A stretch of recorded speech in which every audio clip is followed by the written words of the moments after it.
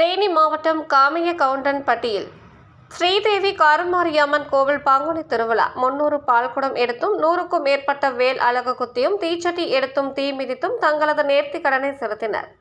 தேனி மாவட்டம் கம்பம் அருகே உள்ள காமியகவுண்டன்பட்டியில் ஸ்ரீதேவி கருமாரி அம்மன் கோவில் பங்குனி திருவிழா வருடந்தோறும் வெகு விமர்சையாக கொண்டாடப்படுவது வழக்கம். திருவிழாவுக்காக கம்பம், காமியகவுண்டன்பட்டி, சுருளிப்பட்டி, அணைப்பட்டி உள்ளிட்ட பல்வேறு பகுதிகளில் இருந்து ஆயிரக்கணக்கான பக்தர்கள் இந்த கோவில் திருவிழாவில் பங்கேற்று வருகின்றனர். இந்த வருடம் ஸ்ரீதேவி கருமாரி அம்மன் கோவில் பங்குனி திருவிழா கடந்த வாரம் கொடியேற்றத்துடன் துவங்கியது. 3 நாட்கள் நடைபெறும் திருவிழாவின் முக்கிய நிகழ்வாக அம்மனுக்கு நேர்த்திக்கடன் செலுத்தும் நிகழ்ச்சி இன்று நடைபெற்றது.